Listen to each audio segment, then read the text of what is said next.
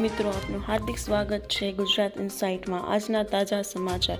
ગુજરાત ઉપર મોટું ષડયંત્ર। ગુજરાતના આતંકવાદ વિરોધી ટુકડી ATS દ્વારા કરવામાં આવેલા ઓપરેશનમાં અમદાવાદથી ધરપકડ કરાયેલા 3 આતંકવાદીઓને સનસનાટીભર્યા ખુલાસા કર્યા છે। ખોરાસના મોડ્યુલ સાથે સંકળાયેલા ડોક્ટર મોહિઉદ્દીન, લખીમપુર ખીરીની સોહેલ અને શામલીના આઝાદ સૈફીએ કબૂલાત કરી હતી કે તેઓ પ્રસાદ દ્વારા નવી દિલ્હી, લખનઉ અને અમદાવાદના મુખ્ય મંદિરોમાં આવતા ભક્તોને નિશાન બનાવવાની તૈયારી કરી રહ્યા હતા। પ્રસાદમાં ધાતક રસાયણ રેસીન ભેળવવામાં મોટી પાયે લોકોને મારવાની યોજના હતી। તો મિત્રો આપણે બીજી બાતમી ઉપર વાત કરીએ તો 2000નો હપ્તો જે આ માણસોને નહીં મળે। પ્રધાનમંત્રી કિસાન સન્માન નિધિ યોજનામાં 21મા હપ્તામાં થઈ રહેલા વિલંબ અંગે ખેડૂતોમાં ફેલાયેલી મૂંઝવણને દૂર કરતા કેન્દ્ર સરકારે પરિસ્થિતિ સ્પષ્ટ કરી છે। સત્તાવાર વેબસાઇટ પર જારી કરાયેલા એક નિવેદન મુજબ વિલંબનું મુખ્ય કારણ રાષ્ટ્રવ્યાપી સફાઈ ગુંજેશ એટલે કે રાધન ચકાસણી પ્રક્રિયા છે। સરકારના ધ્યાનમાં આવ્યું છે કે દેશભરના લાખો ખેડૂતોએ સ્થાપિત માર્ગદર્શિકાનું ઉલ્લંઘન કરી પીએમ કિસાન યોજનામાં નોંધણી કરાવી હતી। આ તમામ ખોટી અરજીઓને હવે શંકાસ્પદ તરીકે ચિહ્નિત કરવામાં આવી છે। સરકારે સ્પષ્ટ જણાવ્યું છે કે જ્યાં સુધી આ વ્યાપક ચકાસણી પ્રક્રિયા પૂર્ણ નહીં થાય ત્યાં સુધી આગામી હપ્તો જારી કરવામાં આવશે નહીં। આજની મોટી બાતમી સામે આવી રહી છે કે પેટ્રોલ ડીઝલના ભાવમાં થશે ઘટાડો।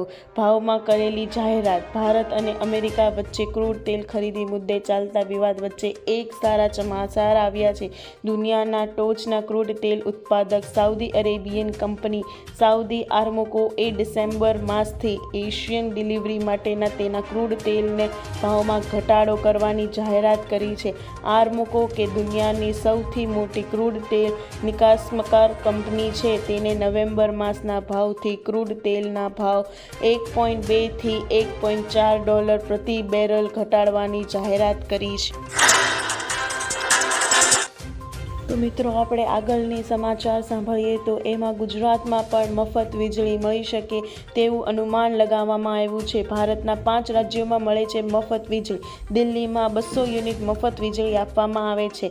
ઝારખંડમાં 125 યુનિટ મફત વીજળી આપવામાં આવે છે। રાજસ્થાન પણ 5 લાખ પરિવારને 300 યુનિટ મફત વીજળી આપવામાં આવશે। હિમાચલ પ્રદેશમાં 125 તો પંજાબમાં 300 યુનિટ મફત વીજળી આપવામાં આવે છે। તો ચૂંટણી નજીક આવતા ગુજરાતમાં પણ મફત વીજળી મળવી જોઈએ કે ના મળવી જોઈએ નીચે કમેન્ટ કરજો। તો મિત્રો આપણી સમક્ષ વિશેષ સમાચાર સામે આવી રહ્યા છે કે દિલ્હીમાં થયેલા બ્લાસ્ટને લઈને નરેન્દ્ર મોદીજીએ કરી છે સૂચનાઓ। કરી બેઠક। દિલ્હી વિસ્ફોટો બાદ વડાપ્રધાન નરેન્દ્ર મોદીએ આજે સુરક્ષા પરની કેબિનેટ સમિતિ CCSની બેઠક બોલાવી। સંરક્ષણ પ્રધાન રાજનાથસિંહ, ગૃહપ્રધાન અમિત શાહ, વિદેશ મંત્રી S જયશંકર અને રાષ્ટ્રીય સુરક્ષા સલાહકાર NSA અજીત ડોભાલે બેઠકમાં હાજરી આપી। બેઠકની સુરક્ષા એજન્સીઓને તપાસ અને અહેવાલોની ચર્ચા કરવામાં આવી। બેઠક બાદ કેન્દ્રીય ગૃહપ્રધાન અમિત શાહ વડાપ્રધાન નિવાસસ્થાને ગયા।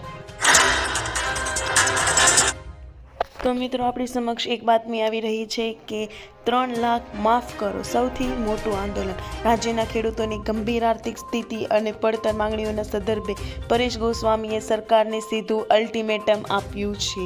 સતત એક ધરકારથી અતિવૃષ્ટિ, અનાવૃષ્ટિ અને વાવાઝોડાથી પીડિત ખેડૂતોને પોષણક્ષમ ભાવ ન મળતા આર્થિક રીતે નબળા પડેલા હોવાનું જણાવી તાત્કાલિક 3 માંગણીઓ સ્વીકારવા માંગ કરી છે। ખેડૂતોના હક માટે આંદોલન પર બેઠેલા પરેશ ગોસ્વામીએ સ્પષ્ટ શબ્દોમાં જણાવ્યું છે કે જો આગામી 12 દિવસમાં અમારી માંગણીઓને સ્વીકારવામાં નહીં આવે તો તેઓ અન્ન જળનો ત્યાગ કરી ગાંધીજીએ સીંધેલા માર્ગે ઉપવાસ આંદોલન શરૂ કરશે। આ સાથે તેમણે પક્ષીય રાજકારણ ભૂલીને આર-પાર લડાઈ સંકેત આપ્યો છે। તો મિત્રો ખેડૂતોમાં ખુશીનો માહોલ જોવામાં આવ્યો છે ભાવ વધ્યા પછી। અમરેલી માર્કેટિંગ યાર્ડમાં આજે વિવિધ કૃષિ પાકોને ભાવોમાં ચઢાવ ઉતાર જોવા મળ્યા હતા। ખાસ કરીને કપાસ અને તલના ભાવમાં નોંધપાત્ર વધારે નોંધાયો છે। આજે યાર્ડમાં કુલ 2810 ક્વિન્ટલ જેટલી આવક નોંધાઈ હતી। કપાસનો ભાવ 830 રૂપિયાથી લઈને 1542 રૂપિયા પ્રતિ ક્વિન્ટલ સુધી પહોંચ્યો હતો। મગફળીના ભાવમાં પણ સુધારો નોંધાયો હતો, જેમાં સામાન્ય મગફળી 700 થી 1200 રૂપિયાની અને 66 નંબર મગફળી 1600 રૂપિયા સુધીની પહોંચી હતી। ગિરનાર મગફળીનો ભાવ 940 થી 1249 રૂપિયા વચ્ચે રહ્યો હતો। તો મિત્રો આતંકીઓના ઘર તોડવામાં આવ્યા છે। દિલ્હીના લાલ કિલ્લા પાસે કાર બોમ્બ વિસ્ફોટ કરનાર આતંકવાદી ડોક્ટર ઉમર મોહમ્મદના પુલવામા સ્થિત ઘરને સુરક્ષા એજન્સીએ IED વડે ઉડાવી દીધું છે। આતંકવાદ સામેની કાર્યવાહીને ભાગરૂપે સુરક્ષા દળોએ આ વિસ્તારને ઘેરી લીધો હતો અને સમગ્ર કાર્યવાહી નિયંત્રિત રીતે હાથ ધરી હતી।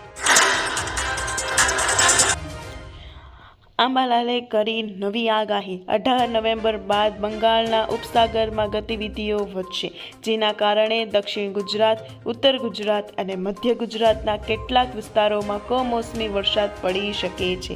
ડિસેમ્બરની શરૂઆતમાં ઠંડા પવનો ફૂંકાશે અને ક્યારેક વાદળછાયા વાતાવરણ સાથે માવઠું પણ આવી શકે છે।